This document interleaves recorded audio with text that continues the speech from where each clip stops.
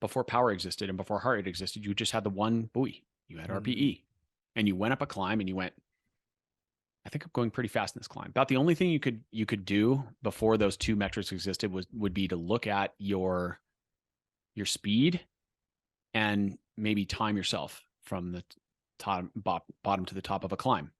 And on a flat road in cycling, that's kind of useless because the weather is so varied. Wind has such a huge impact on speed that it's kind of a bit useless. It's not like track running where you can just click off lap times and know pretty much where you are. It's a very different sport. That's why power revolutionized the sport, because it was an objective look at our output. Whereas running on the track, you could just take lap times. And aside from weather, there wasn't much variation. Or yeah, wind impacts running speed a little bit, but nowhere near what it does cycling.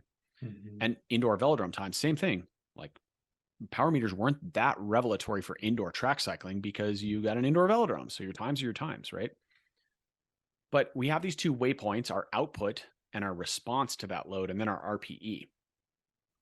What we're saying when we talk about an example of this road racer, deciding whether or not to follow an attack or deciding whether to lead the group on a climb or follow wheels on a climb or whatever, all these intuitive decisions come from RPE. It's from knowing yourself, the first tenet of being an aerobic or an endurance athlete, or really any athlete at all, I would argue.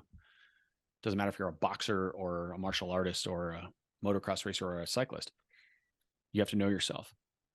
When we began to quantify things in the sport of cycling, what we did is we juxtaposed those relationships. We inverted them. And now power is seen as the only metric that matters. This is why we have coaches like the one that you mentioned who doesn't even look at heart rate. And maybe they don't look at cadence or torque either. They don't even separate power into the two constituents or components. And I'm not here to tell that you or anyone else that coach is doing it wrong. That's not my role. But I will say that in my opinion, the most important metric for any athlete always is RPE. Nothing else is more important. And for the exact reason we described why. When the business end of a bike race comes to you, is delivered on your plate, the way to know what you got in the tank is through internal knowing. It's not through looking at numbers or analyzing the number of kJs you've used or watt prime or how much time you've had in particular power zones or what your heart rate is at that moment. That's all just a bunch of gobbledygook. What matters is, can you follow that wheel or not? That's the only thing that matters. And that's the only real answer. So we have to be quite particular about the order of operations in which we prioritize these metrics. And that's why I think it's important for us to train as coaches our athletes to respect and understand RPE, which is one of the reasons I give them these little puzzles like 4x5 maximum. Now, power does have a place prescriptively, and it can be illustrative in certain points. If you know precisely the demands of your event, which I would argue people think they do more than they actually do.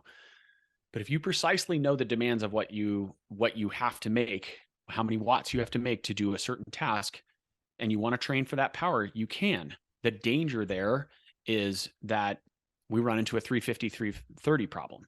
Because if you're convinced, if you have all this data and you have the world's biggest nerd coach who did all the analysis and all the spreadsheets and all the WKO5 and all the, what's that program called that projects your time on a course? Oh, not my Winsock. Yeah. Time split, best bike split. Bike split. Yeah, best bike split. So they do the analysis of best bike split and they put in the GPX courses and blah, blah, blah, blah, blah. And they dork out on all the different permutations. And they're like, in order to win this time trial, you have to make 382 watts on this climb of 8 minutes, blah, blah, blah. So we're going to duplicate that in our training. And 382 is your magic number. And you're out there going as hard as you can and you're making 351. And now what happens? Your race is 3 weeks away and you have a meltdown and your training is arrested and stopped, or you have some sort of existential bike rider crisis and you suck and you're not good enough and you're not, then what happens? Many athletes will spiral into this negative wormhole of crappiness and self-reflection, and they can spiral right out of a good training program. And meanwhile, I have personally experienced many times where I've been making 350 as a metaphorical number when I needed to be making 382.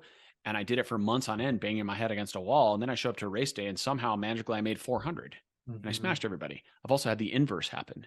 But the bottom line is, if you become obsessed with the data and derailed by this preconceived notion of what your data has to be in order for you to win or be good enough, my opinion, you're missing the point of the sport, because it comes down to this belief system, which is one of my most hated expressions. I rarely use the word hate because I really don't hate many things other than leaf blowers.